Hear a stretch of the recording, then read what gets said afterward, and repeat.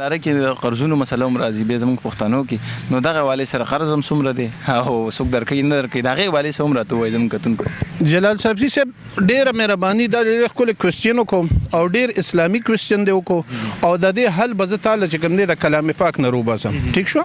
الله رب العزت فرمایي یا ایها الذین آمنوا اذا تداینتم بدین الی اجل مسمى فاکتبوه ټیک شو الله دا منې کړي نه دي چې تاسو چا سره خم کوئ تاسو چا له قرض مه ورکوئ د منې کړي نه دي خو د ویلي دي چې تاسو لین دین کوئ که نه چا سره لین دین کوئ نو فاکتبوه هغه لیکئ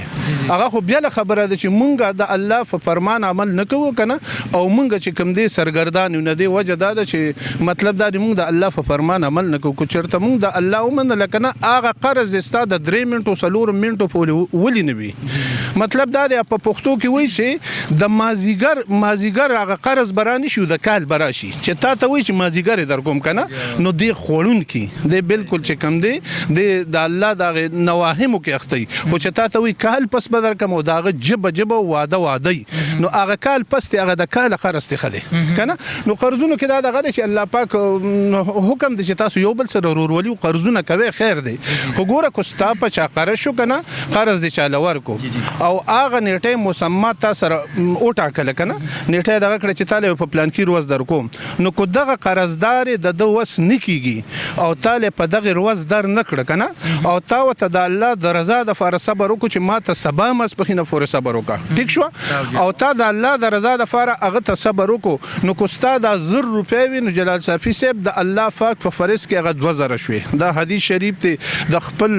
کلو د خپلو مدرسو د علماو نه دی هر یو سړی تفوس وکړي که بیا د ده پکې شک وي ټیک شوه او که بیا هغه راشي بیا تا ته جړه فریاد کوي او ریل کوي او پریشا کوي هغه پریشا غریبي چې ته ماته لږ نور صبر وکړه او هغه وخت داسې تیریږي سر به یې دا څه خو ګم خو دا زر ستا اصل زر چې کوم دی هغه 1000 روپۍ وي او د دې نه علاوه چې کوم دی ورځې تیریږي خو دا لکونو ته ورسي خو ستا د دې قرض او عزت چې کوم دی الله رب العزت سره شته کو تعالی اجر درکوي نو د لکونو به درکوي ځکه چې د الله پاک وعده چې کوم ده هغه چېرته دروغ کیدی نشي خو که اخره کې دا غریب دونه دغه وي چې بیخي وس نه کیږي نو الله پاک وایي وان کان ذو عسرة فنظرة الی میسره کو چې ستا د قرضدار خاوند د تنګستیا وي یعنی د غربت وي نو فنظرة الی میسره نظر به کولی شي د هغه مالدارتیا ته یاره چې دی مالدار شي او دله سره راشي زه به ته وغواړم او د الله د رضا دپاره ورته ورو صبر کوي نو دغه چې کوم ده دا ډېره بهترینه خبره ده او په دې به الله ډېر خوشحاله شي خو که د ده وس نه کېږي د دې غریب که نه وس نه کېږي او اخره پورې دی هم داسې چلیږي نو د 1000 په ځای به ستا په فرض کې الله لکونه ولیږي او دغه 1000 روپۍ وان تصدقوا خیر لکم کو چېرې تاسو صدقه کړې دغه غریب سړي ته نو الله پاک وایي چې دا ستاسو دپاره بهترینه توښه ده که وغواړي الله پاک ستا د بخښنې دپاره بس ده خو دا د هغې غریب دپاره چې هغه ریل غریب وي هغه دوکې نه کوي بل طرف ته راځمه بل طرف ته تا نه سړی قرض ویسي او تا له نه درکوي د هغې سړي ځمکه هم وي د هغې سړي جایداد هم وي د هغې سړي کور هم وي دې حدیث کې هغه نه راځي هغه ته که ته صبر کوې هغه ته د الله د رضا دپاره صبر نه کوې که ورځ تېرېږي ستا 20000 روپۍ دي که نه او نه درکوي اخوا دېخوا او حتی چې داسې ورته ووایه چې د هغې کره مطلب دا دی مړي هم راغلي او د هغې کره غمونه هم راغلي او تا نه سوداګانې ویسي او ته ورته ووایې او تا ته اخره کې دا مو وي چې زه د دې مړو نه یې غواړه چې تا ته دا ووایه چې دا پیسې دي د دې مړو نه غواړه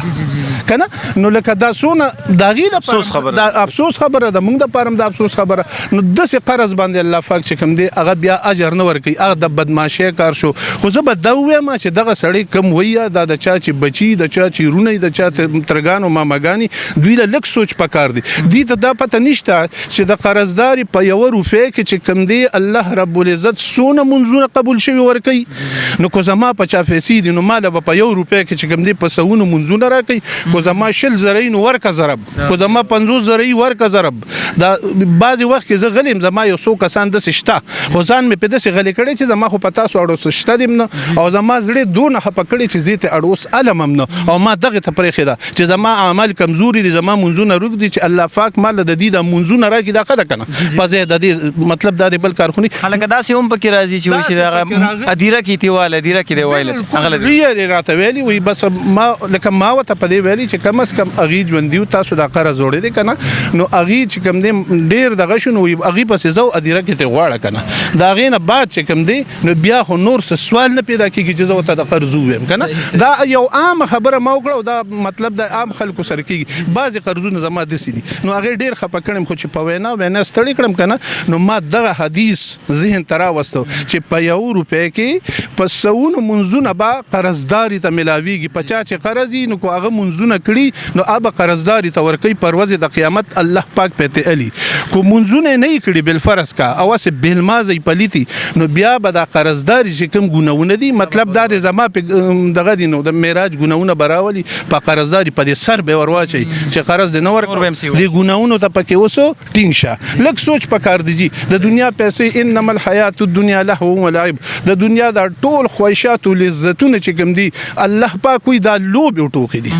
بس لوب ټوکی دي ما شومان نن بس لوب ټوکی کو بیا ماجیګر انواري کو دا خو لوب ټوکی دي کنه څومره ژوند دی چې لوب ټوکی دي ته د زړه پستر کو چې کوم دي تاسو سره سړی احسان نه دي احسان کړی دي الله پاک کوئی هل جزاء الاحسان الا الاحسان د احسان بدله احسان ده د احسان بدله بدلینه دغه نه چې تاسو راغه احسان کوي ته چې کوم دی هغه ته ضرر ورسې نو زما لکه دا ټول سامعینو ته خواسته چې الله بنديانو خپل معاملې چې کوم دی الله سره صفا کې الله پاک کوئی کو زوز او غواړم زه بتا ته موز ماپ کم زه بتا ته روزه ماپ کم زه بتا ته هر څه ماپ کم خپل حق حقوق الله دي کنه الله ذمہ ور حقوق العباد ته بالکل